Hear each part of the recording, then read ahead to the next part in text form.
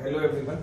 हम लोग जो टॉपिक जल्दी जल्दी जो डिस्कस करना चाह रहे हैं उसमें आज डे 1 है। The first topic is chemical coordination and integration. Very important topic. ये लगभग बहुत सारा कॉन्सेप्ट इसमें जुड़ेगा, समझना भी बहुत इंपॉर्टेंट है। स्टेटमेंट बेस्ड क्वेश्चन भी आएगा। जैसे अगर मैं बात करूं तो सबसे पहले हार्मोन्स के बारे में, तो हार्मोन्स होते क्या है? हार्मोन्स के बारे में अगर पूछा जाएगा तो आपको बोलना है ये केमिकल्स हैं, दे आर दी केमिकल्स। साथ ही साथ इनकी वैल्यू नहीं होती, न्यूट्रिशनल वैल्यू इनकी नहीं है, नो न्यूट्रिएंट्स, नॉन न्यूट्रिएंट्स। ठीक है। तीसरा ट्रेस अमाउंट। ट्रेस अमाउंट मतलब बहुत कम मात्रा में ये बनेगा। सोचो अगर कोई हार्मोन यहां पे बन रहा है और ऑर्गन यहां पे है, इतना दूर अगर ये ट्रेवल करेगा तो यहाँ पे अलग अलग टिश्यूज ऑर्गन्स तो प्रेजेंट हैं, फिर भी ये हार्मोन कम अमाउंट में बनता है। ऐसे तो इतना दूर जाने के लिए बहुत ज्यादा अमाउंट में बनना चाहिए, लेकिन फिर भी ये कम अमाउंट में बनता है। और ये जो भी सेल्स हैं वो इनको यूटिलाइज नहीं करते। क्यों नहीं करते? क्योंकि ये स्पेसिफिक होता है। इनके रिसेप्टर्स जहां पे प्रेजेंट होंगे ये वहीं एक्सेप्ट होगा, यानी कि दे आर स्पेसिफिक। ये स्पेसिफिक होते हैं। साथ ही साथ अगर हमसे कोई पूछे हार्मोन्स बन ही क्यों रहा है, नहीं बनता, तो हार्मोन्स बनता है होम्योस्टेसिस को मेंटेन करने के लिए। ठीक है। हार्मोन्स बनेगा किसको मेंटेन करने के लिए? होम्योस्टेसिस को मेंटेन करने के लिए, यानी कि अंदर का माहौल जैसा है वैसे ही रहना चाहिए। सो केमिकल्स हैं ये, नॉन न्यूट्रिएंट्स होते हैं, ट्रेस अमाउंट में बनते हैं, स्पेसिफिक होते हैं। अब जैसे किसी भी मीडियम के थ्रू कोई ना कोई तो बात कर ही रहा है ना, सेम तरीके से जो हार्मोन्स हैं ये एक सेल का दूसरे सेल से वार्तालाप करवाते हैं, यानी कि इंटर सेल्यूलर मैसेंजर की तरह दे आर फंक्शनिंग। किसकी तरह ये काम करते हैं? Inter cellular messenger. इसकी जगह इंट्रा दे देगा, इंट्रा दे देगा तो वो रॉन्ग हो जाएगा, क्योंकि सेल के अंदर नहीं, एक दो सेल्स के बीच में, मतलब सेल्स आपस में जो वार्तालाप करते हैं वो इन्हीं की वजह से करते हैं। ठीक है। सो हार्मोन्स के बारे में यहां पे जो पॉइंट्स मिला, ये non nutrient value, trace amount, nutritional value नहीं, इसलिए कोई दूसरा सेल भी इसको यूज नहीं कर रहा है। ट्रेस अमाउंट में बनेगा, जब जरूरत होगी वो वहां पे तब रिलीज होगा, और जिसके लिए रिलीज होगा वहां स्पेसिफिक होगा, उसके रिसेप्टर्स वहां पे प्रेजेंट होंगे। दूसरा अगर हम बात करें हार्मोन्स, हार्मोन्स बनाता कौन है? हार्मोन्स कौन बनाएगा? तो आप लोगों ने ग्लैंड्स के बारे में पढ़ा है, तो एंडोक्राइन ग्लैंड्स जो हैं ये इन हार्मोन्स का फॉर्मेशन करते हैं। एंडोक्राइन ग्लैंड्स किसको बोलते हैं? सर हम ग्लैंड्स किसी को भी बोल सकते हैं, चाहे वो सेल हो, टिश्यू हो, ऑर्गन हो, लेकिन कंडीशन एक है कि उनको क्या करना पड़ेगा? सिक्रीशन करना पड़ेगा। सो अब इसमें भी जिनके सिक्रीशंस को जाने के लिए डक्ट चाहिए उसको हम लोग एक्सोक्राइन बोलते हैं। जिनको डक्ट की आवश्यकता नहीं है उनको हम लोग एंडोक्राइन ग्लैंड्स में इन्वॉल्व करते हैं। अच्छा, अब इसमें भी दो हिस्से बंटते हैं। एक है ऑर्गेनाइज्ड, एनसीईआरटी में इसको बहुत हिडन तरीके से लिखा हुआ है। एक होता है ऑर्गेनाइज्ड एंडोक्राइन ग्लैंड और एक होता है नॉन ऑर्गेनाइज्ड एंडोक्राइन ग्लैंड। ठीक। जो बायो इसमें हार्मोन्स के डेफिनेशन में लिखा गया है, तो एडिशनल जो नया डेफिनेशन है उसमें नॉन ऑर्गेनाइज्ड को भी ऐड किया है। ऑर्गेनाइज्ड मतलब जिसका मेन फंक्शन हार्मोन रिलीज करना है, मेन फंक्शन हार्मोन्स का वाला है। नॉन ऑर्गेनाइज्ड मतलब एडिशनल फंक्शन, जैसे मान लीजिए हार्ट का क्या मेन काम? हार्मोन्स बनाना है? नहीं ना। हार्ट का मेन काम क्या है? पंप करना, लेकिन एडिशनली ये हार्मोन्स भी बनाता है। और बाय डिफॉल्ट आपको तुरंत याद आना चाहिए एएनएफ, एट्रियल नाइट्री यूरेटिक फैक्टर। ठीक है। जब जरूरत पड़ेगी तब ये बनाएगा, लेकिन इसका मेन काम हार्मोन फॉर्मेशन नहीं है। Clear everyone? एंडोक्राइन ग्लैंड्स में हमने देखा ऑर्गेनाइज्ड होता है, एक होता है नॉन ऑर्गेनाइज्ड। एनसीईआरटी एक बार आप लोग निकाल लेना, मैं लाइन रीड कर रहा हूं। जैसे hormones are non nutrient chemicals which act as intercellular messenger and are producing trace amount. Clear? साथ ही साथ देखो, the new definition covers a number of new molecules in addition to the hormones secreted by the organized endocrine glands। समझे? यानी कि organised endocrine glands के अलावा भी जो नॉन ऑर्गेनाइज्ड एंडोक्राइन ग्लैंड से हार्मोन्स रिलीज होते हैं वो सब इसमें कंसिडर किए जाएंगे। क्लियर? नेक्स्ट उसके बाद अगर हम थोड़ा सा पाथवे के बारे में बात करें, सिक्रीशन के बारे में बात करें, हाइपोथैलेमस, इसका ओरिजिन सेम रखते हैं। ठीक है। बाय बर्थ से ये लोग एक साथ ही डेवलप होते हैं, बाद में आके जो जुड़ता है वो ये सामने वाला पोर्शन है, ठीक है। सामने वाले को हमने बोल दिया एडेनोहाइपोफाइसिस, और ये जो पीछे वाला कंप्लीट पोर्शन है, इस कंप्लीट पोर्शन को हमने बोल दिया न्यूरोहाइपोफाइसिस। Y neurohypophysis? सर यहां से देखो, ये लोग तो एक ही साथ डेवलप हुए ना, तो जो न्यूरॉन्स है इनका जो इलोंगेशन होगा, जैसे यहां पे न्यूरोहाइपोफाइसिस में एक बड़ा सा सेगमेंट है, दिस बड़ा सा सेगमेंट इज कॉल्ड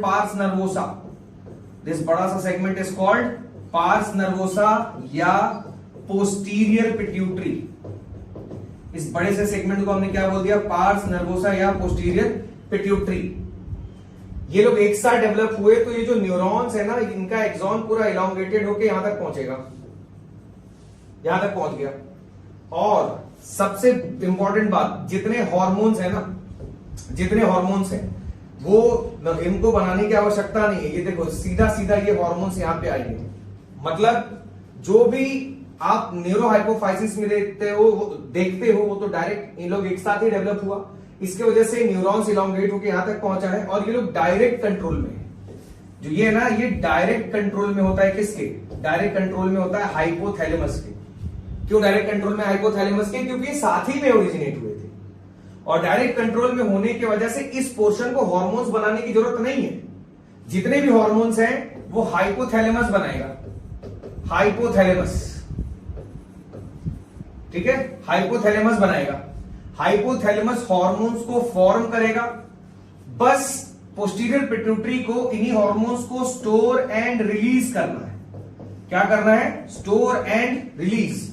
क्यों स्टोर एंड रिलीज करना है? अरे बनाने की जरूरत ही नहीं है, सीधा स्टोर करेंगे, रिलीज करेंगे। क्यों जरूरत नहीं है बनाने की? क्योंकि जो भी हॉर्मोन्स इनके पास है वो बाय डिफॉल्ट कहां से बन के आ रहा है? हाइपोथैलेमस से आ रहा है। क्यों आ रहा है? न्यूरॉन्स इलोंगेटेड है, तो जितने भी हॉर्मोन्स यहां पे, आप दो ही पढ़ते हो वैसे इसमें, एक पढ़ते हो आप ऑक्सीटोसिन और एक आप पढ़ते हो एडीएच। इनके फंक्शंस हम आगे डिस्कस करेंगे। Oxytocin, ADH. अगर आपको क्वेश्चन में आ गया कि ऑक्सीटोसिन इज फॉर्म्ड या सिंथेसाइज्ड बाय पोस्टीरियर पिट्यूटरी, तो ये स्टेटमेंट रॉन्ग हो जाएगा, क्योंकि सिंथेसिस का काम भाई साहब हाइपोथैलेमस देख रहा है। दूसरा अगर हम बात करेंगे यहां पे, तो दिस इज अगेन, यहां पे एक और न्यूरॉन है। अच्छा, एक लाइन है, group of neurosecretory cells in the hypothalamus are called nuclear, ठीक है। सो अगेन ये न्यूरॉन्स है, लेकिन ये बाद में आना यार, तो यहां पे इनके बीच में एक सपोर्टर होगा, इंटरमीडिएट होगा जो हेल्प करेगा। हालांकि एडिनोहाइपोफाइसिस में दो पोर्शन है, एक बड़ा सा मेजर पोर्शन है, एक छोटा सा पोर्शन है। दिस बड़ा सा portion is called pars distalis. This बड़ा सा portion is called pars distalis. This portion is called pars intermedia, ठीक है। इस पोर्शन को हम बोलते हैं पार्स इंटरमीडिया। मतलब सर यहां तो न्यूरॉन्स एकदम इलोंगेटेड थे, इनका एक्सॉन बड़ा सा होकर फैला हुआ है, यहां पे तो एक्सॉन इतना लंबा नहीं है। क्यों नहीं है? क्योंकि बाद में आके जुड़ा है। तो ये डायरेक्ट कंट्रोल में नहीं होके कैसे कंट्रोल में होंगे बेटा लोग? Indirect control. कैसे कंट्रोल में? इनडायरेक्ट कंट्रोल में होते, डायरेक्ट कंट्रोल में नहीं है। यानी कि जितना भी हॉर्मोन्स होगा इनको बनाना पड़ेगा, यानी कि हॉर्मोन्स का सिंथेसिस एंड सिक्रीशन करेंगे। सिंथेसिस एंड सिक्रीशन मतलब ये हॉर्मोन्स को बनाएंगे भी और आगे भेजेंगे भी। क्लियर? अच्छा, ये न्यूरॉन है, इसने हार्मोन को ऐसे रिलीज किया और ये फिर यहां पे जाएगा और बाकी चीजें ऐसे चलेगी। मतलब एडिनो में आपको दिखेगा कि हार्मोन्स का सिंथेसिस एंड सिक्रीशन हो रहा है, और न्यूरो में आपको देखेंगे कि यहां पे हार्मोन जो है वो स्टोर एंड रिलीज हो रहे हैं। नेक्स्ट अगर हम बात करते हैं पार्स इंटरमीडिया की, तो पार्स इंटरमीडिया से खाली एक ही हार्मोन बताओ रिलीज होगा कि सिक्रीट होगा? तो सर सिक्रीट होता है और उसका नाम क्या है? MSH, melanocyte stimulating hormone. तो एक तो ये थोड़ा सा क्विक रिव्यू हो गया कि कौन सी हार्मोन्स कैसे बन रहे हैं। आई बिलीव ये सब चीजें क्लियर हो ही गई होंगी। पार्स इंटरमीडिया MSH रिलीज कर रहा है, बाकी जितना बचा हुआ है ACTH, FSH, जो भी आपको नाम मिलेगा आप सब समझ जाइए वो कहां से आ रहा है? पार्स डिस्टालिस। यानी कि हम लोगों को फिलहाल दो ही चीज पे ध्यान देना है, ध्यान क्या देना है, पता तो सभी होना चाहिए इस फेज में आके, लेकिन अगर पोस्टीरियर पिट्यूटरी बोले हैं तो ऑक्सीटोसिन और एडीएच, यहां बात खत्म। अगर पार्स इंटरमीडिया बोले तो एमएसएच। इनके अलावा जो भी नाम मिल रहा है आपको किसमें टिक करके चले आना है, पार्स डिस्टालिस, जिसको कहा जाता है anterior pituitary, this is also called anterior pituitary.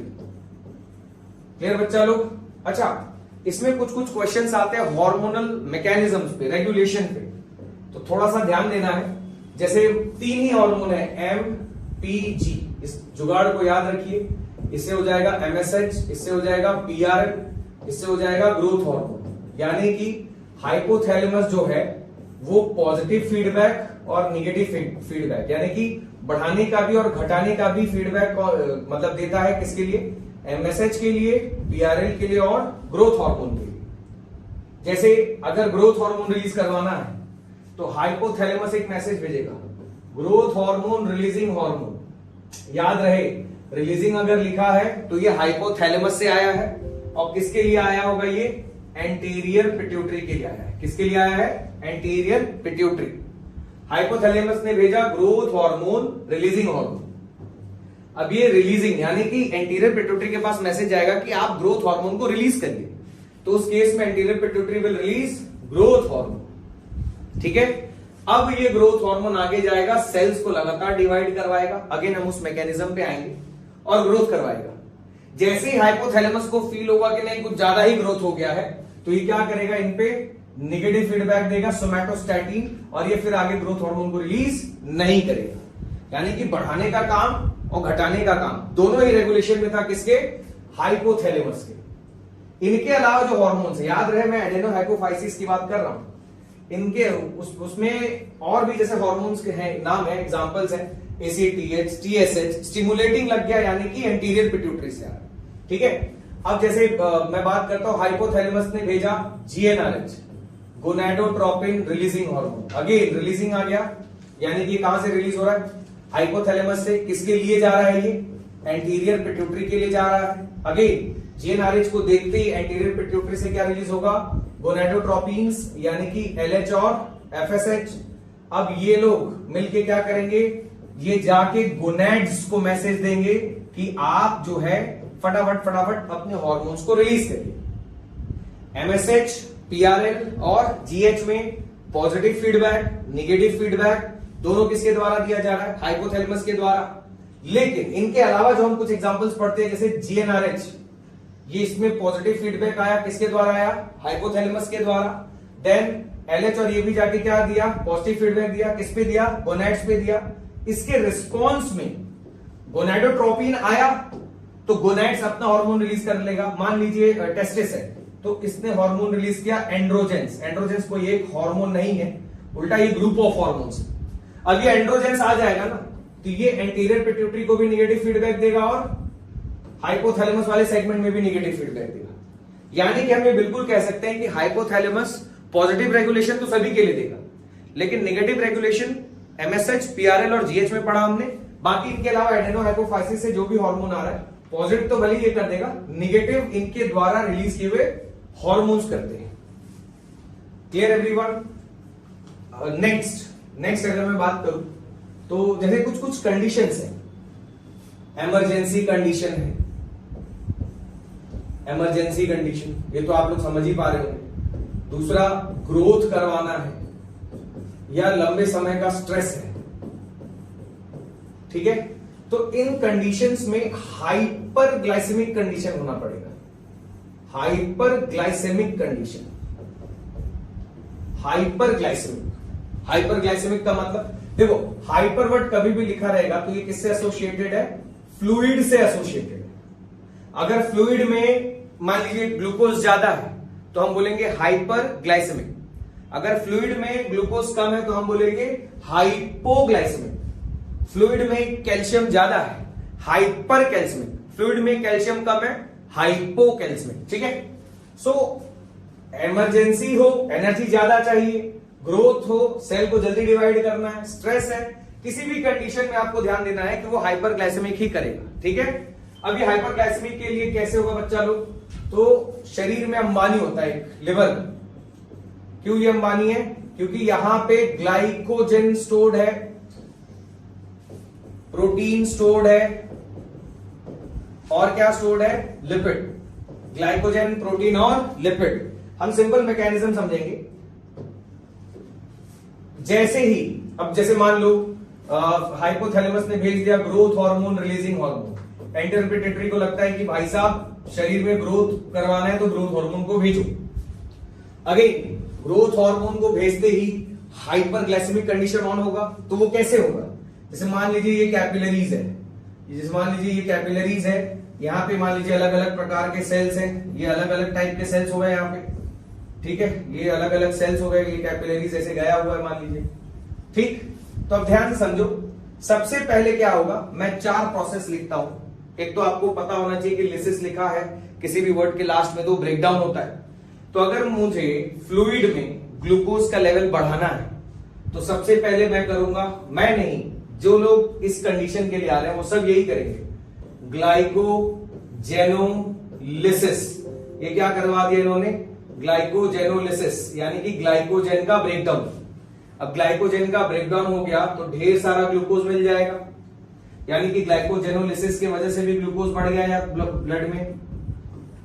Next दूसरा प्रोसेस जो होगा इसमें, वो प्रोटीन को ब्रेक करेगा, जिसको हम कहते हैं प्रोटियोलिसिस, यानी कि प्रोटीन को ब्रेक करेगा। अब प्रोटीन को ब्रेक करेगा यानी कि अमाइनो एसिड्स मिल जाएंगे।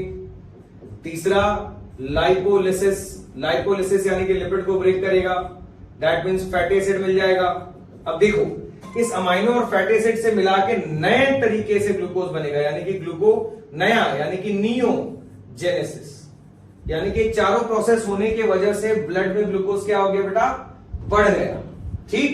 यानी कि यहां से जो यहां ग्लूकोज बढ़ रहा है वो किसकी वजह से बढ़ेगा? तो सर वो बढ़ेगा हाइपर ग्लाइसेमिक हॉर्मोन्स की वजह से। लिवर से अल्टीमेटली आपने ब्लड को मतलब इंक्रीज करवा दिया, कहां पे? फ्लूइड में। ब्लड को फ्लूइड में थोड़ी, ग्लूकोज को फ्लूइड में इंक्रीज किया है, ध्यान देना।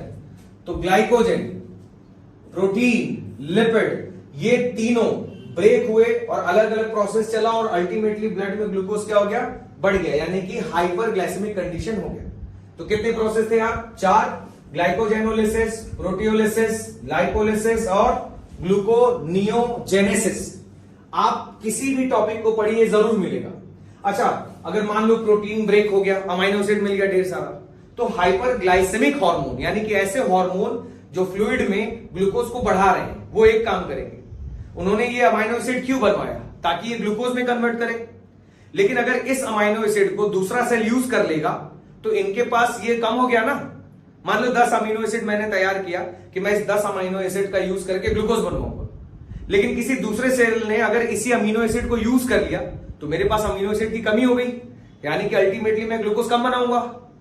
इसीलिए जितने हाइपरग्लाइसेमिक हार्मोन है आप उनमें जनरली पढ़ोगे कि ये लोग cellular uptake and utilisation of amino acid को रोकते हैं। अमाइनो एसिड को ये किसी भी सेल्स को इस्तेमाल करने से रोकते हैं। हर एक सेल बोलते हैं कि अभी आप इसका यूज मत करिए, क्योंकि अल्टीमेटली हमको इसको किस में बदलना है? ग्लूकोज में बदलना है, by the process called gluconeogenesis. Clear?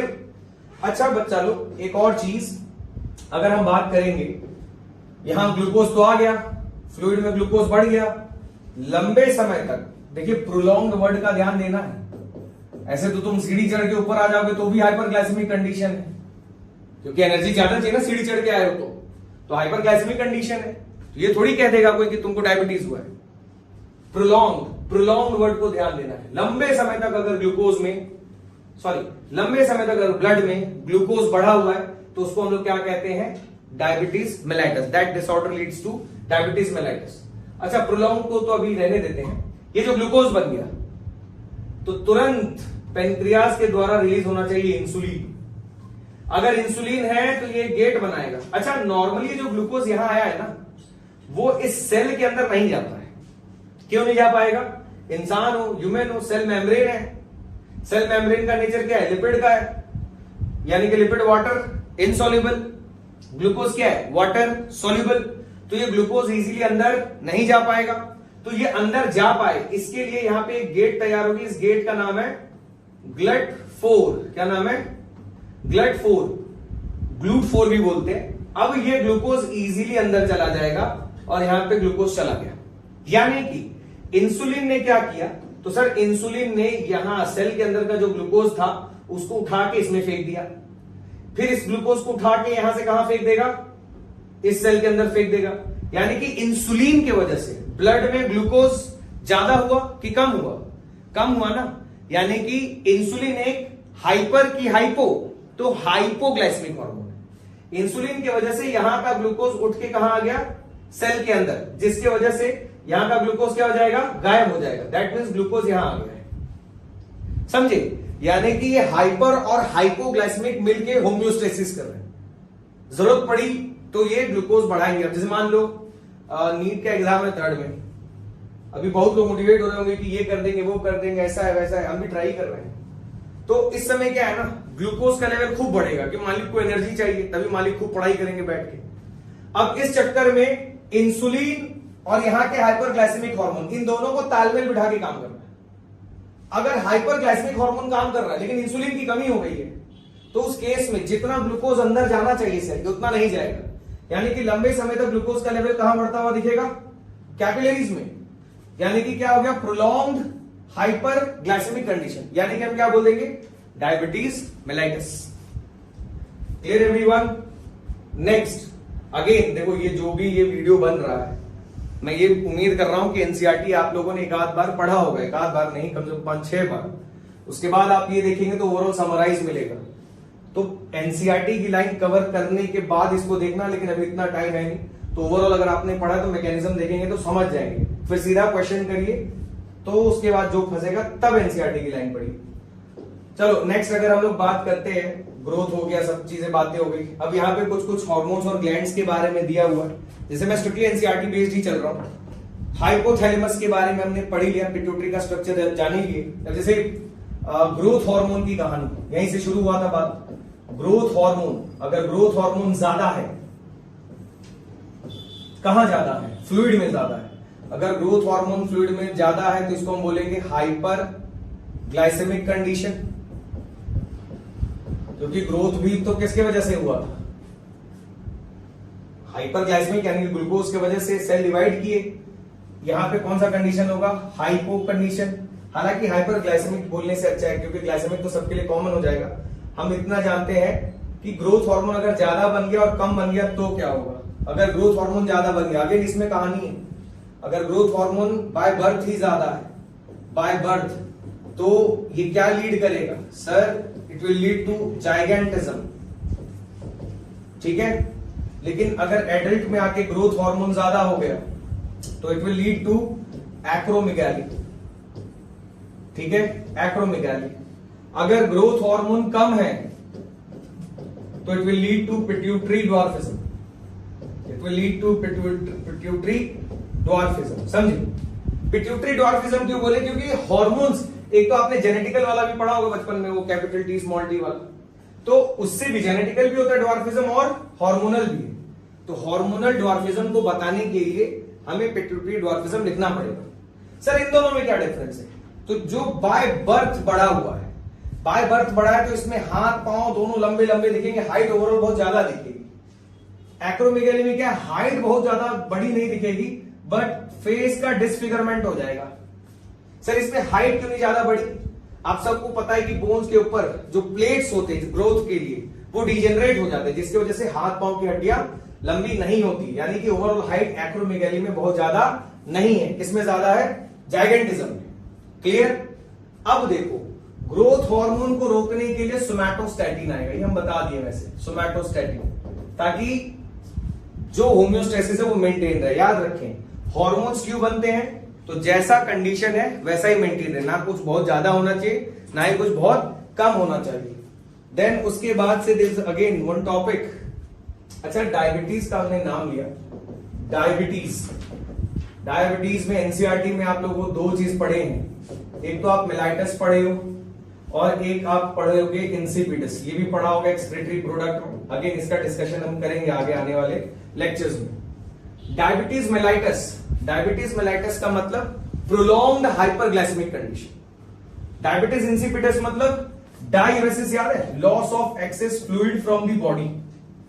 Mellitus क्यों हुआ, तो मेलाइटस इसलिए हुआ क्योंकि इंसुलिन जो है वो कम बना, यानी कि हाइपोसिक्रीशन हुआ इंसुलिन का। ठीक, हाइपोसिक्रीशन हुआ क्योंकि इंसुलिन बनता तभी एक गेट तैयार होती है और इस गेट को क्रॉस करता हुआ ग्लूकोज जो है सेल के अंदर जाता। इंसिपिडस के बारे में अगर हम बात करें तो बेटा ये भी हाइपोसिक्रीशन की वजह से बना है। किसके हाइपोसिक्रीशन की वजह से? तो एडीएच के हाइपोसिक्रीशन। किसके hyposecretion? ADH, anti diuretic hormone. याद करिए, कलेक्टिंग डक्ट में यही एंटी डाययूरेटिक हार्मोन जाके एक्वापोरिन बना देता था। क्या बना देता था? एक्वापोरिन। और इसी एक्वापोरिन की मदद से वाटर जो है ऐसे आके बाहर रीएब्सॉर्ब हो जा रहा था। अगर एडीएच की कमी हो गई, ठीक है, एडीएच की कमी हो गई तो उस समय जो वाटर बाहर रीएब्सॉर्ब होना चाहिए था वो बाहर रीएब्सॉर्ब नहीं होके एक्सेस यूरिन के रूप में बाहर चला जाएगा। इसका मैकेनिज्म हम लोग काउंटर करंट और रास ये सब में पढ़ेंगे। फिलहाल हमें एक चीज इस पे ध्यान देना है कि डायबिटीज मेलाइटस हो या डायबिटीज इंसिपिडस हो, दोनों में कॉमन आपने क्या पढ़ा? तो सर दोनों हाइपोसिक्रीशन के वजह से होते हैं। किसके वजह से होते हैं? हाइपोसिक्रीशन के वजह से। ठीक, इसके बाद जब हम आगे बढ़ेंगे तो यहां पे पिनियल ग्लैंड के बारे में दिया हुआ है। पिनियल ग्लैंड, बच्चा लोग, डायनसेफेलॉन, एपिथैलेमस, इसी में था पिनियल ग्लैंड। पिनियल ग्लैंड से एक हार्मोन रिलीज होता है मेलाटोनिन। ठीक है, मेलाटोनिन। मेलाटोनिन की खासियत क्या है? जैसे मेलाटोनिन का नंबर जैसे जैसे बढ़ता है इंसान सो जाता है, और मेलाटोनिन काउंट जैसे जैसे कम होगा इंसान जाग जाता है। अब जैसे तुम लोग बैठ के एकदम आराम से पढ़ रहे हो, खूब स्ट्रेटेजी बना के ऐसे पीठ को टिका लो तो कुछ समय के बाद रिलैक्स रहने का मन करेगा और धीरे धीरे यही मेलाटोनिन जो है बढ़ते चला जाएगा। फिर नींद में आ गया, नींद में सब क्रैक हो जाएगा। देन अगर धीरे धीरे मेलाटोनिन का नंबर कम हो गया यानी कि नींद जो है वो खत्म हो गई, यानी कि स्लीप वेक साइकिल मेंटेन कर रहा है, डायर्नल रिदम। तो इसका मेन फंक्शन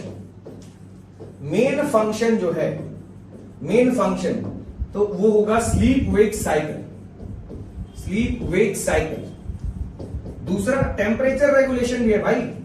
जैसे टेम्परेचर रेगुलेशन, बॉडी अगर मेलाटोनिन का काउंट बढ़ गया ना तो नींद आ रहा है तो उसमें ड्राउजीनेस होता है और टेम्परेचर जो है अपने आप थोड़ा सा कम हो जाता है, तब जो है मालिक सो जाते हैं। यानी कि थर्मो रेगुलेशन और स्लीप वेक साइकिल इसका मेन काम है। बाकी कोई भी काम मिलेगा आप समझ जाना ये जरूर इन्वॉल्व है और इसका वो एडिशनल फंक्शन है। चाहे मैं इम्यूनिटी की बात करूं, चाहे मेटाबॉलिज्म की बात करूं, मेंस्ट्रुअल साइकिल की बात करूं, सब में बाय डिफॉल्ट आंख बंद करके किसको टिक कर देना? मेलाटोनिन को, कि उनका वो मेन काम नहीं है। कैसा काम है? एडिशनल फंक्शन है। क्लियर हो गया? नेक्स्ट, इसके बाद कुछ और हार्मोन्स के बारे में, ग्लैंड्स के बारे में दिया है। Thyroid, thyroid glands, thyroid glands के बारे में आप बात करोगे तो कुछ ऐसा स्ट्रक्चर है। ठीक, अब देख बच्चा लोग, ये कनेक्टेड है बाय इन्फंडिबुलम। ये पूरा मेम्ब्रेन एनक्लोज है कि नहीं? तो इस पूरे मेम्ब्रेन के अंदर याद रखो, पूरा जैसे तुम जहां बैठे हो पूरा रूम बंद है, ये बीच वाला पूरा आंगन हो गया कि नहीं? तो दिस आंगन, this space is called stroma. क्या बोल दोगे? स्ट्रोमा। अच्छा, यहां पे थायराइड फॉलिकल्स ऐसे होंगे, आप लोगों ने टिश्यू चैप्टर में पढ़ा होगा, क्यूबॉइडल एपिथेलियम। तो ये क्यूबॉइडल एपिथेलियम ऐसे ऐसे ऐसे प्रेजेंट है। ये सारे लोगों को हमने बोल दिया थायराइड फॉलिकल्स। क्या बोल दिया? Thyroid follicles, which is cuboidal epithelium. ये थायराइड फॉलिकल्स ऐसे गोल गोल अरेंज हुए कि इनके अरेंजमेंट की वजह से बीच में एक कैविटी बन गई। इस कैविटी में सबसे पहले जाके कौन कूदेगा? Thyronine, thyronine.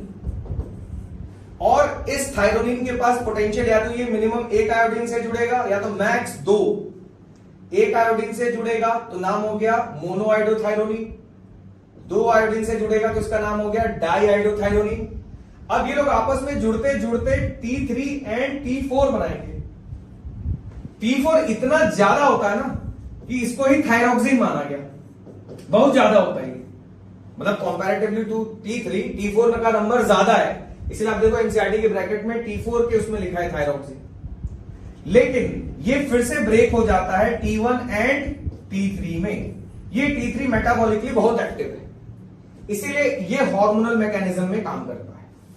कभी भी थायराइड बोला जाए आपको समझ जाना कि ये जो हार्मोन रिलीज करेगा उसका मेन काम क्या है? Metabolism. What is the main function? Metabolism. Clear everyone? अच्छा, अब इसमें भी कुछ कुछ चीजें हैं, ज्यादा बनेगा तो भी खराब है, कम बनेगा तो भी खराब है, यानी कि जितना अमाउंट में चाहिए उतना ही रहना चाहिए। जैसे मान लो थायरॉक्सिन हार्मोन, थायरॉक्सिन हार्मोन अगर ज्यादा बन गया तो हाइपोसिक्रीशन, हाइपोसिक्रीशन कम बन गया है तो, ज्यादा बन गया तो हम क्या बोल देंगे, हाइपर, ज्यादा वर्ड मतलब हाइपर। अगर थायरॉक्सिन का देखो इसका काम क्या है, मेटाबॉलिज्म ना, बहुत ज्यादा बन गया तो बहुत ज्यादा मेटाबॉलिज्म होगा, यानी कि जितने भी स्टोर चीजें फटाफट फटाफट खत्म होते चली जाएंगी, इंसान कमजोर दुबला पतला ऐसा हो जाएगा। हाइपोसिक्रेशन का मतलब थकान भरा चीज, जैसे अब हम बात करते हैं हाइपोथायरॉयडिज्म में, तो इसमें दो केसेस एनसीईआरटी में दिया है। एक जो एडल्ट वुमन है, नॉर्मल फीमेल में लिख देता हूं, नॉर्मल फीमेल, और एक दिया हुआ प्रेग्नेंट फीमेल में, प्रेग्नेंट लेडी में। तो हाइपोथायरॉयडिज्म, हाइपोसिक्रेशन मतलब हाइपोथायरॉयडिज्म ड्यूरिंग प्रेगनेंसी अगर हम बात करेंगे तो वहां पे लिखा है cretinism, hypothyroidism during pregnancy leads to cretinism. Cretinism का मतलब ग्रोथ रुक जाना, भैया मेटाबॉलिज्म ही नहीं हुआ है तो जितनी चीजें डेवलप होनी चाहिए हो पाएंगी क्या, तो ग्रोथ का रुक जाना, साथ ही साथ लो आईक्यू, ये सब कुछ किसके अंदर आ गया, क्रेटिनिज्म के अंदर आ गया। नॉर्मल फीमेल में याद रखना है irregular menstrual cycle, normal female में क्या होगा, इर्रेगुलर मेंस्ट्रुअल साइकिल, ठीक। हाइपोथायरॉयडिज्म में मेटाबॉलिज्म जितना होना चाहिए उतना नहीं हो पाएगा, तो फीमेल का कंडीशन दिया है दो, नॉर्मल फीमेल और प्रेग्नेंट फीमेल। नॉर्मल फीमेल में इर्रेगुलर मेंस्ट्रुअल साइकिल होगा, प्रेग्नेंट वुमेन में क्या होगा बच्चा लोग, क्रेटिनिज्म। इस तरफ अगर मैं हाइपर सिक्रेशन के बारे में बात करूं तो हाइपर सिक्रेशन में दिया है अबाउट एक्सोप्थेल्मिक गोइटर, एक्सोप्थेल्मिक गोइटर, ठीक है, एक्सोप्थेल्मिक गोइटर।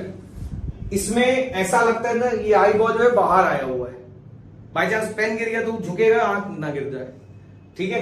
इसको बोलते हैं प्रोट्रूजन ऑफ, इसमें होता है protrusion of eye ball, protrusion of eye ball.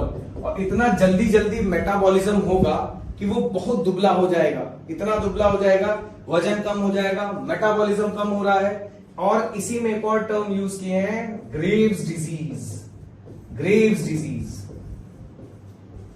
समझ गए। अगर मैं थायरॉयडिज्म के बारे में बात करूं तो थायरॉयडिज्म, थायरॉक्सिन हार्मोन मतलब मेटाबॉलिज्म, मेन काम है इसका मेटाबॉलिज्म।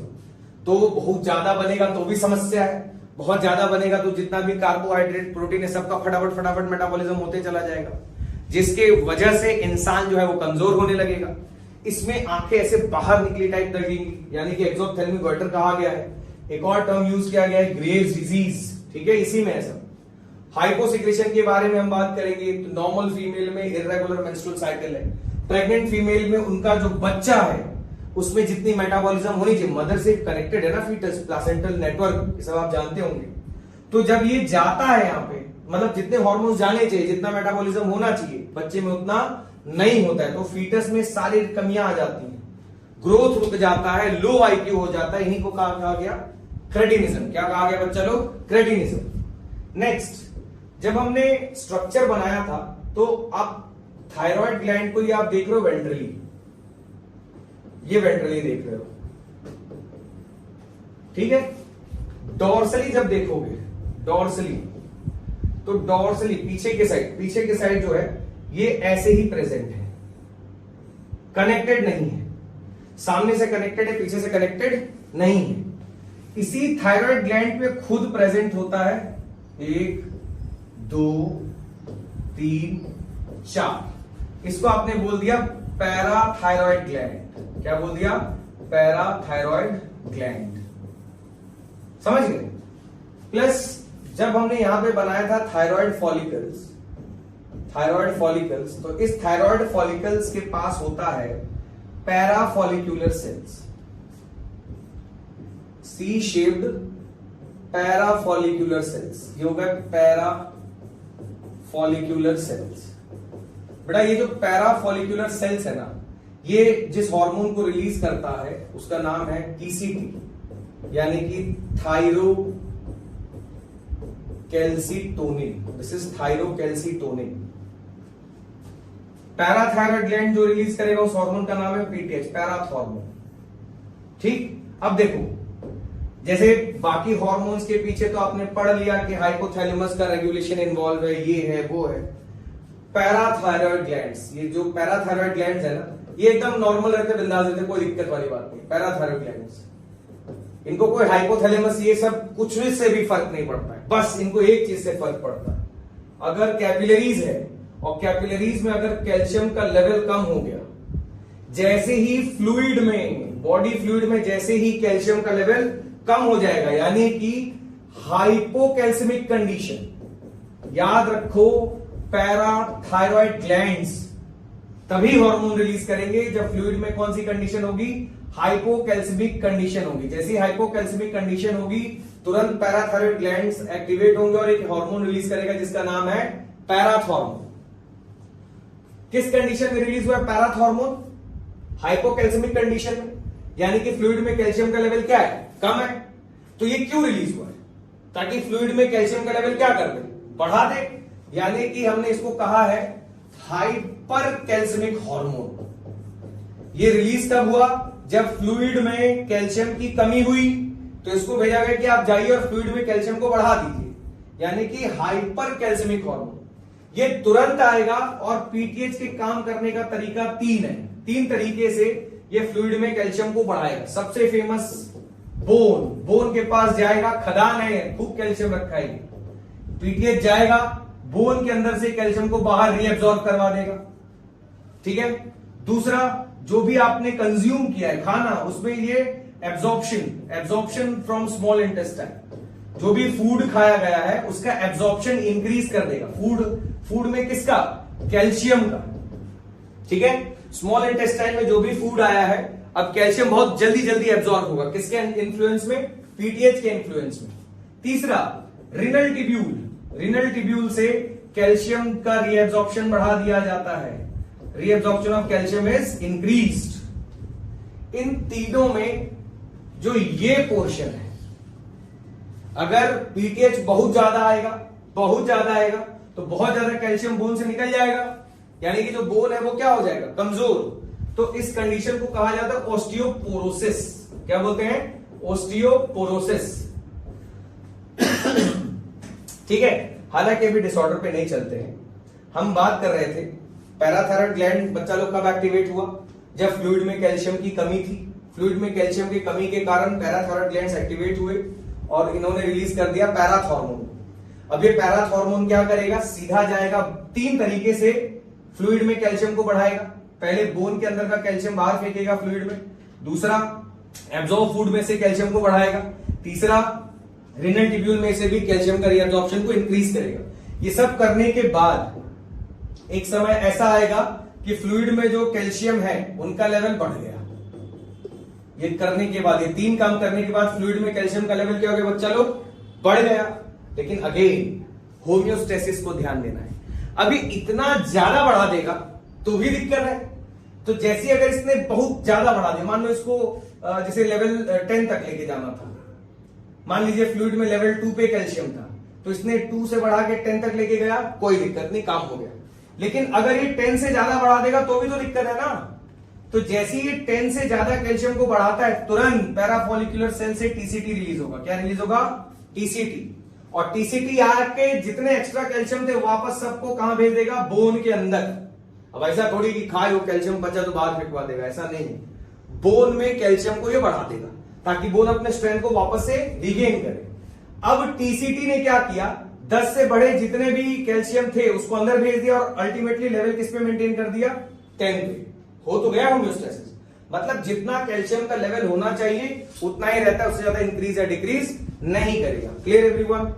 देखो एक और इंपॉर्टेंट बात जो हम लोग को करना है वो ये है कि PTH, parathormone, is inversely proportional to oestrogen. Parathormone is inversely proportional to oestrogen. जैसे मेनोपॉज हो जाता है ना, तो अब ये बनेगा ही नहीं। जब ये नहीं है तो इसका लेवल क्या हो जाएगा? बहुत ज्यादा हो जाएगा, जिसके वजह से पीटीएच बहुत ज्यादा हो गया तो कैल्शियम से बोन से कैल्शियम को इतना निकालेगा कि ऑस्टियोपोरोसिस हो जाएगा और bone fracture is very normal है। बहुत ही आसानी से बोन फ्रैक्चर के चांसेस बढ़ जाएंगे। क्लियर? थोड़ा सा हम क्विक ही चल रहे हैं रिवीजन के लिए, बाकी आप एक बार एनसीईआरटी पढ़ लेना, वो लाइनें बहुत इंपॉर्टेंट है, बस मैकेनिज्म आप समझोगे ध्यान से तो हो जाना चाहिए। देन एक और ग्लैंड के बारे में दिया है थाइमस, ठीक है। अब थाइमस के बारे में अगर हम बात करेंगे तो थाइमस देखो, बोन मैरो से बी लिम्फोसाइट भी बनता है और टी लिम्फोसाइट भी बनता है, ठीक है। बोन मैरो से बी लिम्फोसाइट भी बन रहा है और टी लिम्फोसाइट भी बन रहा है, बोन मैरो से B lymphocyte and T lymphocyte.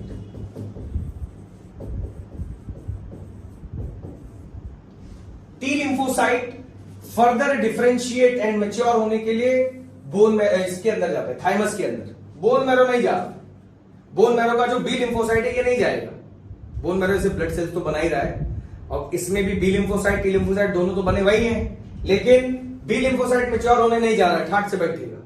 कौन जाएगा? T lymphocyte. टी लिम्फोसाइट को लगता है कि अभी भी लर्निंग बाकी है, अभी भी बहुत काम सीखना बाकी है, तो टी लिम्फोसाइट गया थाइमस के अंदर। थाइमस एक टीचर को सिक्रीट करेगा, यानी कि इसके ट्रेनर को, जिसका नाम है थाइमोजीन।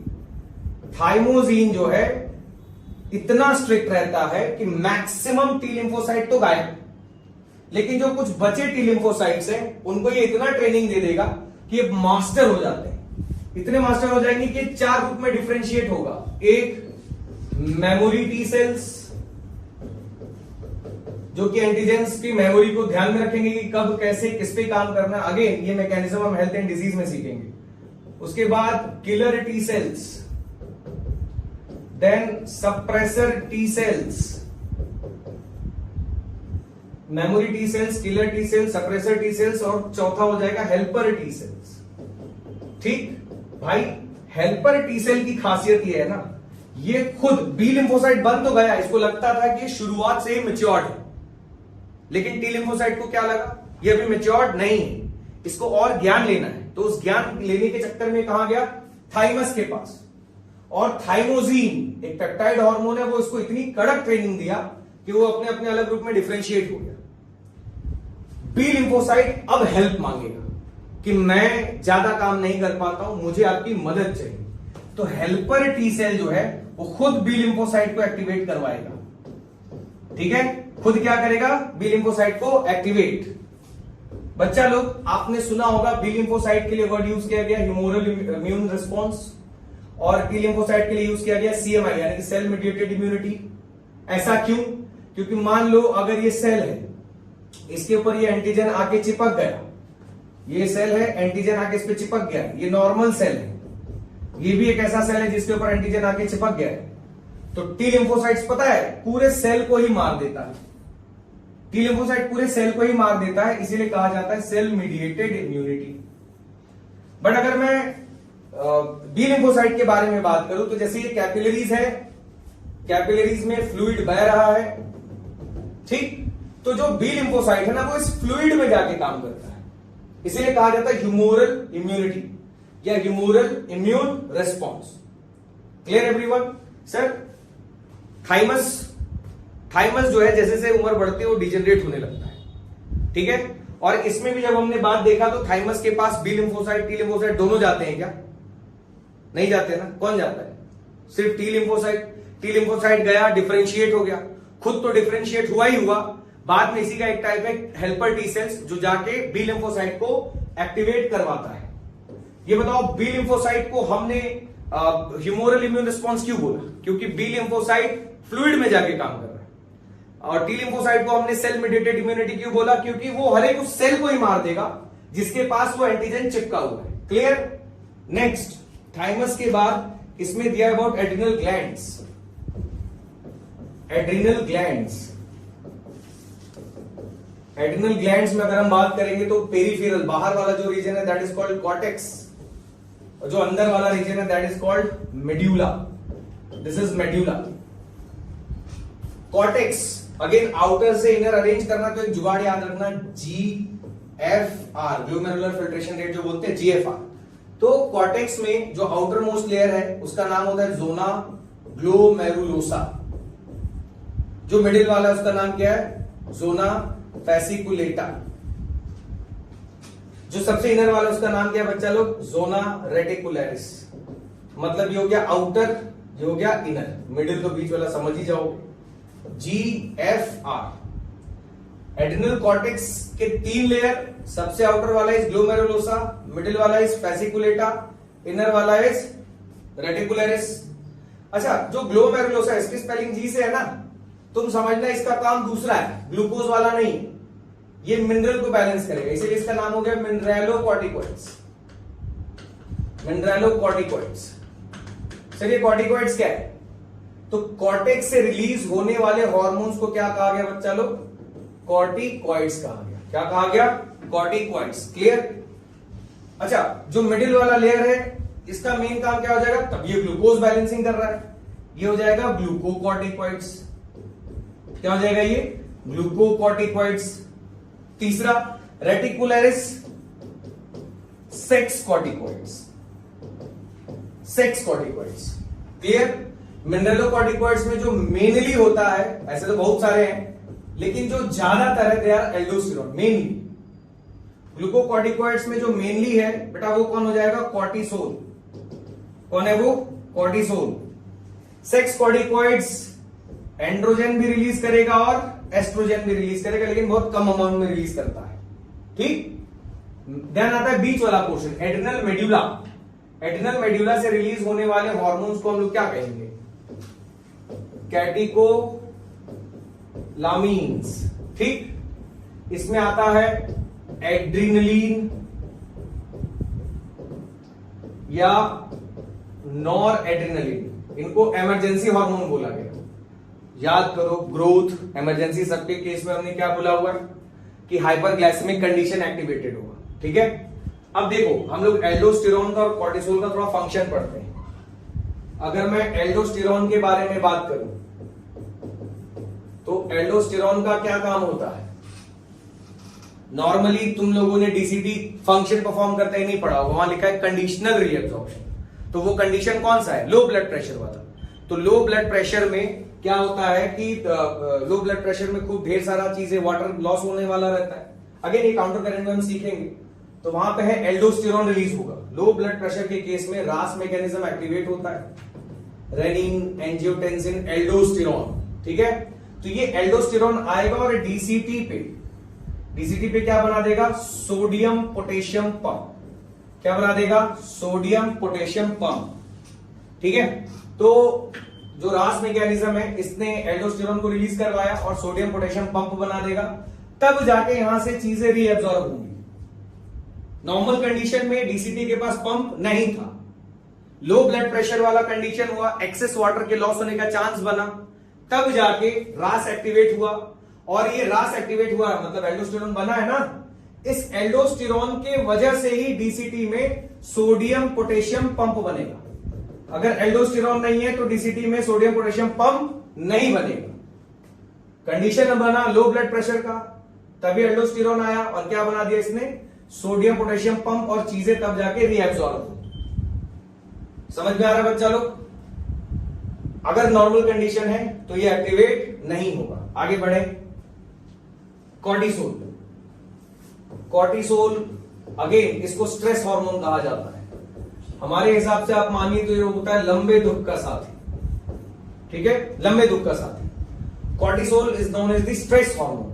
लंबे दुख का साथी है ये प्रोलॉन्ग, ये लंबे समय तक क्या करेगा? Hyperglycaemic condition. कौन सी कंडीशन? Hyperglycaemic condition.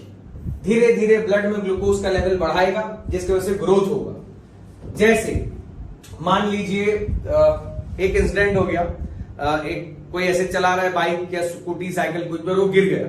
तो गिर गया तो पहले एल्डोस्टेरोन रिलीज होगा कि एड्रिनलिन रिलीज होगा? एड्रिनलिन रिलीज होगा, इमरजेंसी हार्मोन है। अब जैसे ये रिलीज हो गया तो उस समय तो समझ में नहीं आता कि अरे गिर गए थे क्या।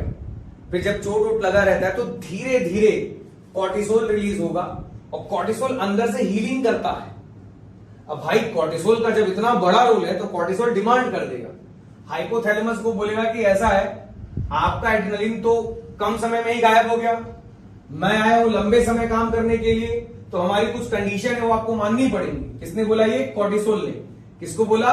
हाइपोथैलेमस को। हाइपोथैलेमस पूछता है कौन सी कंडीशन है आपकी, तो कॉर्टिसोल बोलता है कि अगर मैं बल्लेबाजी करूंगा तो उस समय लिम्फोसाइट नहीं चाहिए, उस समय लिम्फोसाइट्स नहीं चाहिए, यानी कि इम्यूनिटी नहीं चाहिए। हाइपोथैलेमस बोलता है ऐसा क्यों किया आपने, क्यों लिम्फोसाइट को कम करना, अगर इम्यूनिटी कम कर देंगे तो और भी समस्या हो सकती है।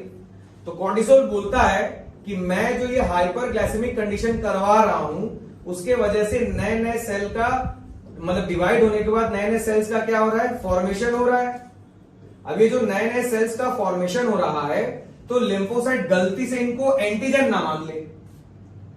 कॉर्टिसोल रिलीज हुआ तो नए नए सेल्स बन रहे हैं ना, तो जो ये लिम्फोसाइट्स हैं अगर इस नए बनते हुए सेल को एंटीजन मान लेंगे तो उस पर अटैक करने लगेंगे। इसीलिए कहा गया है कि इस समय लिम्फोसाइट्स क्या होने चाहिए, कम होना चाहिए। इसलिए कॉर्टिसोल को बोलते हैं इम्यूनो सप्रेसेंट।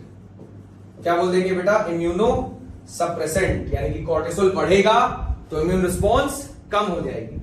ठीक, इसके बाद एक और ग्लैंड्स के बारे में दिया हुआ है, आप डिसऑर्डर्स वगैरह देख लेना। पेनक्रियाज, पेनक्रियाज, पेनक्रियाज में आपको भी पता है दो पार्ट होता है, एक होता है एक्सोक्राइन, एक होता है एंडोक्राइन।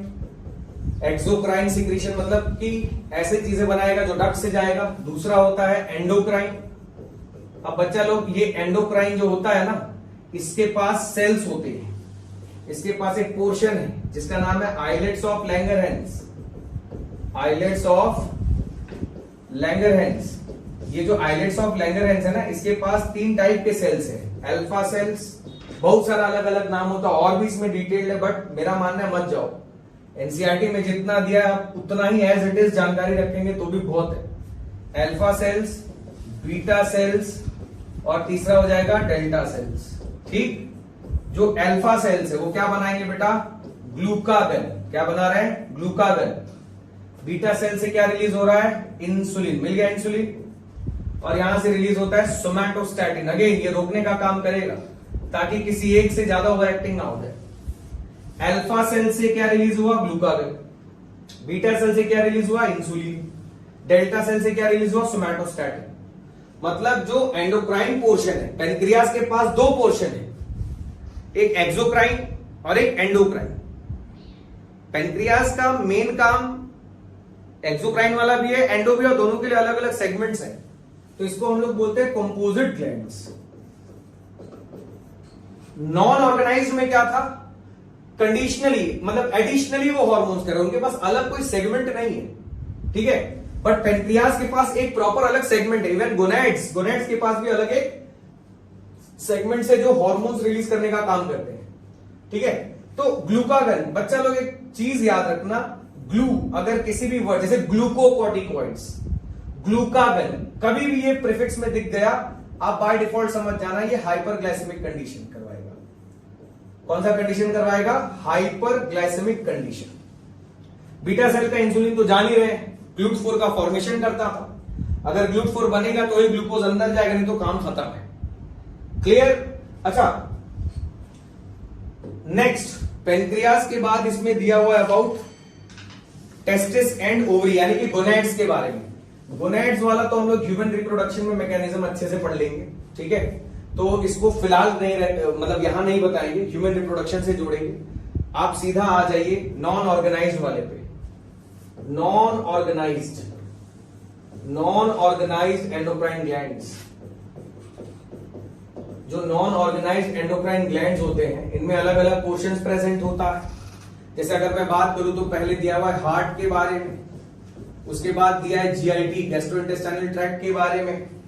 अब गैस्ट्रोइंटेस्टाइनल ट्रैक्ट में भी अगर मैं बात करूंगा तो बच्चा लोग स्टमक क्या, मैं सीधा हार्मोन्स का ही नाम लिख देता हूं। जैसे यहां से रिलीज होगा गैस्ट्रीन, पेट से रिलीज होगा गैस्ट्रीन। गैस्ट्रीन का क्या काम है, जैसे ही फूड स्टमक में जाता है तुरंत गैस्ट्रीन रिलीज होगा, और गैस्ट्रीन रिलीज होगा तो ही स्टमक अपना एक्टिविटी स्टार्ट करेगा, और एल्स नहीं करेगा। फूड फिर कहां पे जाएगा, स्मॉल इंटेस्टाइन में भी जाएगा, तो वहां पे रिलीज होता है सिक्रिटीन। ये सिक्रिटीन रिलीज मतलब एक्टिवेट होगा, रिलीज होके बाकी लोगों को एक्टिवेट करेगा। फूड स्टमक से जैसे ही स्मॉल इंटेस्टाइन में जाएगा सिक्रिटीन रिलीज होगा। ये सिक्रिटीन जाके सीधा पेनक्रियाज के एक्सोक्राइन पार्ट को एक्टिवेट करेगा और सारा पेनक्रियाटिक जूस को बुलाएगा स्मॉल इंटेस्टाइन में। क्यों, क्योंकि वहां पे मैक्सिमम डाइजेशन है। उसके बाद अगर मैं बात करूंगा लिवर के बारे में, लिवर से भी बाइल जूस का सेक्रेशन ये बढ़ा देगा। नेक्स्ट है सीसीके, कोलेसिस्टोकाइनिन, सीसीके कोलेसिस्टोकाइनिन, ये क्या करेगा, ब्लैडर में जो कॉन्सेंट्रेटेड बाइल है उनको भी बुलाएगा ताकि फैट का डाइजेशन हो। मतलब ये दोनों लोग स्मॉल इंटेस्टाइन में एक्टिवेट हुए और एकदम डाइजेशन और एब्जॉर्प्शन पे काम कर रहे हैं। गैस्ट्रिन कहां एक्टिवेट हुआ, स्टमक में, और ये स्टमक की एक्टिविटी को देख रहा है। तो यार जब ये दोनों काम कर रहे हैं, मतलब फूड तो स्मॉल इंटेस्टाइन में आ गया है, तब तो पेट को अपना काम रोकना पड़ेगा ना। तो उसके लिए स्मॉल इंटेस्टाइन से एक और एक्टिविटी होगी, गैस्ट्रोइंटेस्टाइनल पेप्टाइड, गैस्ट्रोइंटेस्टाइनल पेप्टाइड नहीं, गैस्ट्रिक इनहिबिटरी पेप्टाइड, ठीक है। तो जीआईपी रिलीज करेगा और ये जीआईपी जो है गैस्ट्रिन को रोकेगा, कहां बनने से, पेट में बनने से। तो जीआईपी का फॉर्मेशन कहां पे हुआ, स्मॉल इंटेस्टाइन में। क्यों हुआ, ताकि अब स्टमक अपने सिक्रीशंस को रोक दे। तो मैं इसको और इसको इनवर्सली प्रोपोर्शनल मान सकता हूं, gastrin is inversely proportional to GIP. Last topic है बच्चा लोग, इसमें लास्ट क्या, एक और है, किडनी के पास होता है जेजी सेल्स। किडनी के पास क्या होता है, जेजी सेल्स।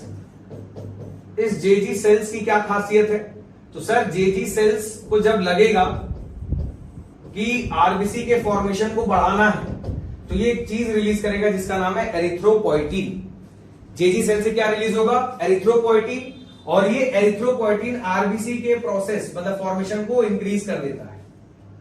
तो अगर किसी की हीमोडायलिसिस हुई है तो उसको एनीमिया होगा कि नहीं होगा, सोच के बताओ। बिल्कुल हो सकता है, क्यों, किडनी नहीं है, किडनी होता तो जेजी सेल होता, जेजी सेल होता तो ये रिलीज होता, ये रिलीज होता तो आरबीसी का फॉर्मेशन होता, ठीक। Next, mechanism of hormone action. अब आप समझिए बात को, मान लीजिए एक सेल है, ये मान लीजिए एक रिसेप्टर है, मेम्ब्रेन के ऊपर है, तो उसको हम लोग क्या बोल देंगे, मेम्ब्रेन बाउंड रिसेप्टर। क्या बोल देंगे, मेम्ब्रेन बाउंड रिसेप्टर। इस रिसेप्टर के ऊपर जाके कौन जुड़ेगा, हार्मोन्स। कौन जाके जुड़ेगा, हार्मोन्स। तब जाके क्या बन जाएगा, हार्मोन रिसेप्टर कॉम्प्लेक्स। क्या बन गया ये, हार्मोन रिसेप्टर कॉम्प्लेक्स। देखिए हार्मोन्स की खासियत है, खासियत क्या, नेचर, या तो ये लिपिड सॉल्युबल होंगे, ठीक, या तो ये लिपिड इनसॉल्युबल होंगे, लिपिड इनसॉल्युबल होंगे, ठीक। जो लिपिड सॉल्युबल है, ऐसे तो आप याद रखेंगे, भूल भी सकते हैं, तो 2 ही 3 बातों को ध्यान दीजिए। जो कॉर्टिकॉइड्स वाले जितने थे, एड्रिनल कॉर्टेक्स से जो रिलीज हुए थे वो इसमें इन्वॉल्व हो गए। गोनैड्स के हार्मोन जैसे एंड्रोजन, टेस्टोस्टेरोन, प्रोजेस्टेरॉन, एस्ट्रोजन, ये लोग हो गए। अच्छा, इसमें अगर कोई क्वेश्चन बोल दे कि क्या गोनैड्स के सारे हार्मोन स्टेरॉइडल नेचर के हैं, आप बोलेंगे नहीं, गोनैड्स के सारे हार्मोन स्टेरॉइडल हैं, रिलैक्सिन खुद ही एक एक्सेप्शन हो गया। मतलब लिपिड सॉल्युबल जो है उसमें कॉर्टिकॉइड्स आ गए, इनका भी प्रिकर्सर कौन है, कोलेस्ट्रॉल, वो स्टेरॉइडल नेचर होता है। स्टेरॉइड आपने बायोमोलिक्यूल्स में पढ़ा होगा, लिपिड सॉल्युबल। देन एंड्रोजन, उसके बाद प्रोजेस्टेरॉन और एस्ट्रोजन। इसमें इनके अलावा जो भी नाम मिलेगा आप समझ जाना लिपिड इनसॉल्युबल वाले हैं। प्लस अगर मैं काम करने का तरीका देखूं तो जो लिपिड सॉल्युबल हार्मोन है, जैसे मान लीजिए ये सेल है, यहां पे मान लीजिए न्यूक्लियस है, तो जो लिपिड सॉल्युबल हार्मोन्स है वो डायरेक्टली अंदर आ जाएंगे यार, क्योंकि सॉल्युबिलिटी है यार, तो सीधा अंदर आ जाएगा और डीएनए को फिर से बदलेगा अपने हिसाब से एमआरएनए में, एमआरएनए को किस में बदल देगा, प्रोटीन में। प्रोटीन बन गया तो अपने आप को एक्सप्रेस करेगा ना। यानी कि लिपिड सॉल्युबल हार्मोन्स जो थे वो सीधा सेल मेम्ब्रेन को क्रॉस करके अंदर आए, और इनके हार्मोन्स में आप नॉर्मली एक वर्ड यूज करते हो, मैसेंजर। लिपिड सॉल्युबल हार्मोन है वो सेल मेम्ब्रेन को क्रॉस करता हुआ आया, डीएनए को एमआरएनए में बदल दिया, एमआरएनए को किस में बदल दिया, प्रोटीन में। जैसे ये बन गया तो ये अपने आप को एक्सप्रेस करेगा ना, ठीक। तो जो ये हो रहा है इसको हम कहते हैं बायोकेमिकल रिस्पॉन्स। जो डीएनए एमआरएनए प्रोटीन बन रहा है because of the hormone, this is called biochemical response. इसके बदले में जो प्रोटीन बन के एक्सप्रेस हो गया है इसको कहेंगे हम लोग फिजियोलॉजिकल रिस्पॉन्स। फिजियोलॉजिकल रिस्पॉन्स यानी कि जिस चेंज के लिए आया है वो चेंज अब दिख रहा है। नेक्स्ट, ये प्रोसेस चेन ऑफ रिएक्शन है ना, कैस्केड प्रोसेस। ठीक, तो लिपिड सॉल्युबल ऐसे काम किया। लिपिड इनसॉल्युबल के बारे में अगर मैं बात करूंगा, lipid insoluble hormones, lipid insoluble hormones, तो लिपिड इनसॉल्युबल हार्मोन्स का अगर मैं एक्टिविटी बताऊं, जैसे ये सेल हो गया, सेल मेम्ब्रेन है, ये हो गया न्यूक्लियस। इस केस में हार्मोन्स जो है वो अंदर नहीं आ पाएंगे, तो इनका रिसेप्टर होगा। क्या होगा इनका? रिसेप्टर, और इनका रिसेप्टर आके हार्मोन से जुड़ेगा। अच्छा, इस समय हम इसको मैसेंजर सिर्फ नहीं बोलेंगे, इस समय हम इसको स्पेसिफाई कर देंगे प्राइमरी मैसेंजर। प्राइमरी मैसेंजर बोलने का मतलब जो जाके रिसेप्टर से बाइंड कर रहा है। जैसे ही ये प्राइमरी मैसेंजर जो है रिसेप्टर से जुड़ेगा, तुरंत अंदर सेकेंडरी मैसेंजर एक्टिवेट हो जाएगा, Ca2+ साइक्लिक AMP। ठीक है, अब ये सेकेंडरी मैसेंजर आएगा, डीएनए को किस में बदल देगा भाई? एमआरएनए। सेम बायोकेमिकल रिस्पॉन्स चलेगा, और एमआरएनए से क्या बनेगा? प्रोटीन। यानी कि बायोकेमिकल रिस्पॉन्स और फिजियोलॉजिकल रिस्पॉन्स तो सेम है, बट जो अंदर आने का तरीका है उसमें वेरिएशन। लिपिड इनसॉल्युबल हार्मोन में अगर मैं बात करूं तो उसमें तो इनडायरेक्टली आया, लिपिड सॉल्युबल में सीधा अंदर चला गया, यानी कि सीधा अंदर चला गया और बायोकेमिकल रिस्पॉन्स करवा दिया। लिपिड इनसॉल्युबल के केस में पहले जाके जुड़ेगा, सेकेंडरी मैसेंजर एक्टिवेट करेगा, तब आगे का फंक्शन है। नेक्स्ट बच्चा लोग, इसमें एक चीज और आपको ध्यान देना, अगर इनका रिसेप्टर पूछेगा ना तो मोस्टली न्यूक्लियर रिसेप्टर है, यानी कि ये वाले जो हार्मोन्स है ना, इनका रिसेप्टर ज्यादातर न्यूक्लियस में है, सारे नहीं है। सम साइटोप्लाज्म में भी इनके रिसेप्टर्स प्रेजेंट होंगे, सम। तो ये सम, मोस्ट, फ्यू, इस वर्ड को थोड़ा सा ध्यान दीजिएगा। तो ये पूरा ओवरऑल मैकेनिज्म था बच्चा लोग। अब कुछ कुछ क्वेश्चंस हम ट्राई करेंगे यहाँ पे। जैसे पहला क्वेश्चन है, question number 1, hormones are non nutrient chemicals which act as intracellular messenger and are producing trace amount. Line के पहले उसी से क्वेश्चन, बताओ ये ट्रू होगा कि फॉल्स होगा। मैं तो बोलूंगा कि एक बार पॉज करके, मतलब तुम खुद से आंसर पहले लिख लो। Hormones are non-nutrient chemicals which act as intracellular messengers and are produced in trace amount. Intra होता है कि इंटर होता है? तो सर इंटर होता है, तो पहला स्टेटमेंट क्या हो गया? फॉल्स। खुद से मिलाते चलना है। Next, only organised endocrine bodies, organised आ गया ना, ऑर्गेनाइज्ड याद करो क्या था उसका मतलब, जिनका मेन फंक्शन हार्मोन बनाना है। Only organised endocrine bodies in our body produce hormones, organs like liver, kidney and heart do not produce any hormone. इतने समझदार तो तुम हो ही कि इसको फॉल्स लिख दोगे, क्योंकि ये नॉन ऑर्गेनाइज्ड एंडोक्राइन ग्लैंड्स है ना, ये भी हार्मोन बनाते हैं। Third, pass nervosa stores and releases to hormones called oxytocin and ADH which are actually synthesized by the hypothalamus। बात सही है, ये ट्रू हो गया। फॉल्स कैसे होता है ये बताओ? अगर यहां लिखा रहता कि पास नर्वोसा सिक्रीट्स टू हार्मोन्स, तब ये फॉल्स हो जाता है। हाइपोथैलेमस बनाता है और इनको देके स्टोर करके रखवाता है। क्यों बनाता है और इनसे क्यों स्टोर करवाता है? लेक्चर देखे होगे तो समझ में आ रहा होगा। Fourth, hyper secretion of growth hormone in adults specially in middle age can result in severe disfigurement specially of the face called acromegaly. तो ये भी स्टेटमेंट क्या हो गया बच्चा लोग? ट्रू। ठीक, नेक्स्ट, पॉज करके पहले ट्राई कर लेना। MSH regulates diurnal rhythm of our body, helps in maintaining sleep wake cycle and body temperature। ये इतना फेमस सिली मिस्टेक बच्चे करते हैं ना, MSH और मेलाटोनिन को सेम मानते हैं। मेलेनोसाइट स्टिमुलेटिंग हार्मोन, ये पिगमेंटेशन के लिए होता है, ठीक है, स्किन में जाता है, मेलानिन को रिलीज करवाता है, यानी कि मेलेनोसाइट पिगमेंटेशन के लिए है। मेलानिन और मेलाटोनिन दोनों में फर्क है। मेलानिन जो यहां से बन रहा है वो पिगमेंटेशन के लिए है, मेलाटोनिन का क्या काम है? स्लीप वेक साइकिल रिदम को मेंटेन करना। यानी कि क्या हो गया बच्चा लोग? फॉल्स। स्टार लगा के लिख लेना इसको कॉपी में, क्योंकि मेलानिन मेलाटोनिन कंफ्यूज करता है। नेक्स्ट, उसके बाद हम बात करेंगे question number 6, hyperthyroidism during pregnancy causes defective development and maturation of the growing baby leading to stunted growth, that is cretinism। Hyperthyroidism लिखा है, याद करिए क्रेटिनिज्म हमने किसमें पढ़ा था? हाइपोथायरॉयडिज्म में। जब मैकेनिज्म कम होगा, मेटाबॉलिज्म कम होगा, तब ये चीजें हुई थी। ये भी हो गया फॉल्स।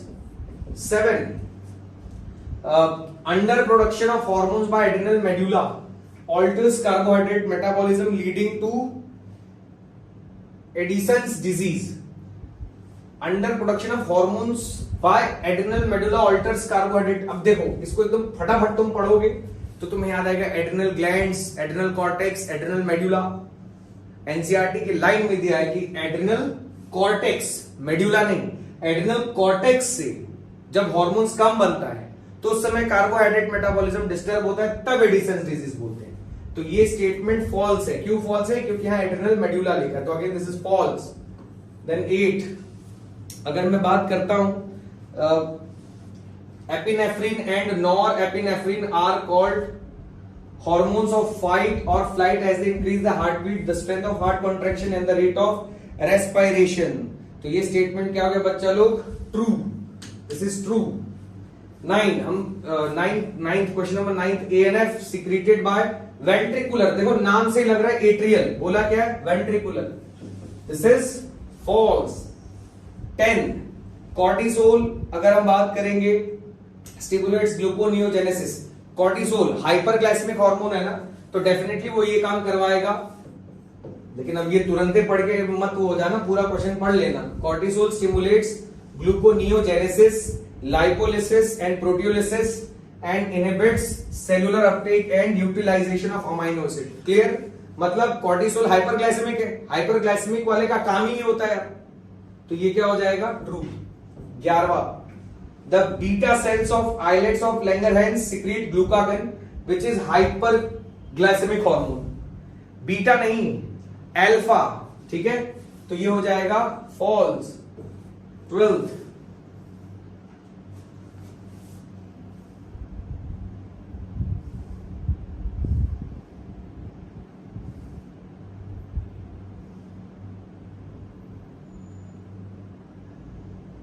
नेक्स्ट अगर क्वेश्चन नंबर 12 के बारे में हम बात करें तो ग्लूकागन एक्ट्स मेनली, ग्लूकागन समझ गए, हाइपरग्लाइसेमिक हार्मोन हुआ ना। Glucagon acts mainly on hepatocytes and adipocytes and enhance cellular glucose uptake and utilisation. तो ये स्टेटमेंट क्या हो जाएगा? False. Next progesterone stimulates growth and activities of female secondary sex organs, development of growing ovarian follicles and appearance of female. Progesterone तो pregnancy hormone है। अब ये नहीं कि प्रेग्नेंट होगी फीमेल तभी ये रिलीज होता है, लेकिन ये जो फेमिनिन कैरेक्टर बोला है ना, फेमिनिन कैरेक्टर के लिए एस्ट्रोजन इन्वॉल्व होता है। तो 13th क्वेश्चन क्या हो जाएगा? फॉल्स। प्रोजेस्टेरॉन नहीं, यहां पे एस्ट्रोजन होना चाहिए।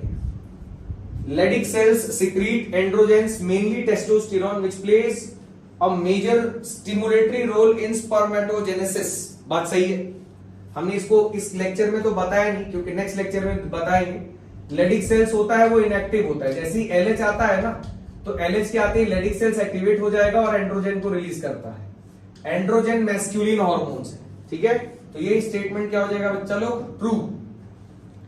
Next steroid hormones interact with extra cellular receptors. Extra cellular, extra मतलब बाहर, जैसे एक्स्ट्रा एब्डोमिनल, एब्डोमिन के बाहर, एक्स्ट्रा सेलुलर यानी कि सेल्स के बाहर।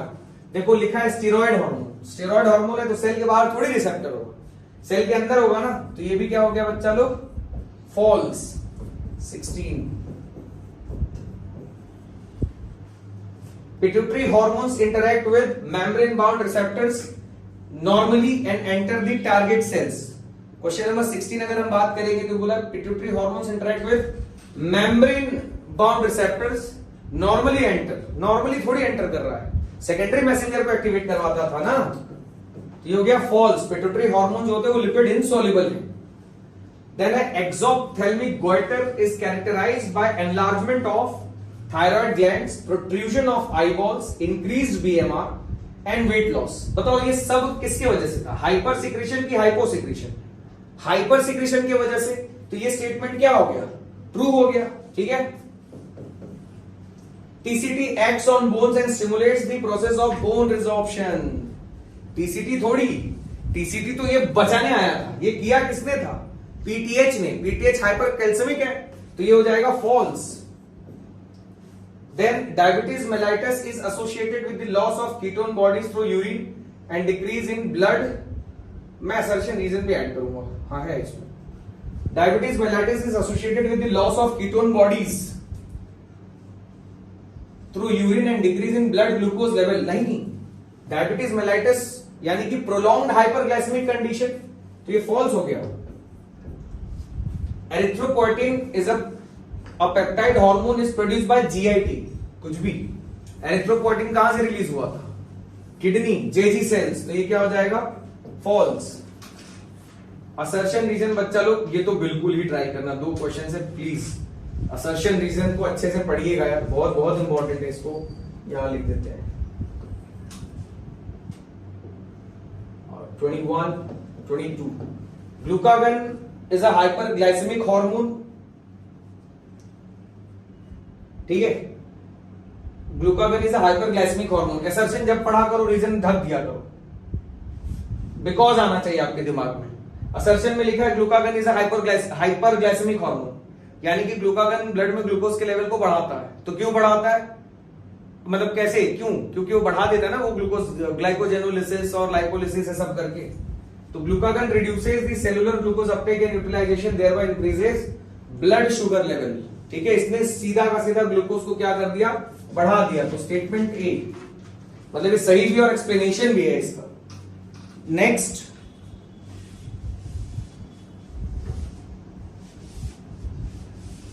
Hormone receptors can be present inside the cell और ऑन द सेल मेम्ब्रेन। बात सही है। हार्मोन का जो रिसेप्टर है वो सेल में भी हो सकता है, सेल मेम्ब्रेन में भी हो सकता है, या तो उसके अंदर भी हो सकता है। तो वो क्यों हो सकता है? Depending on the nature, right. यहां क्या लिखा है? Receptors for different hormones may be present on the same cell. ये हाँ, ये भी ठीक है, लेकिन एक्सप्लेन नहीं कर रहा है। तो बी, ठीक है। Both the statements are correct but not correctly explain. तो यही था सेशन बच्चा लोग। ये जितना ऐसा सेशन चलेगा आप लोग को पहले शेयर कर दिया गया। इफ पॉसिबल एक बार एनसीईआरटी गो थ्रू कर लेना, देन उसके बाद इसको देखना, थोड़ा सेंस बनने लगेगा। कुछ डाउट होगा तो आप रीच आउट कर सकते हो, ठीक है। और क्वेश्चन स्टेटमेंट बेस्ड ज्यादा आएंगे तो उसको ज्यादा पढ़ना, ठीक है। Thank you.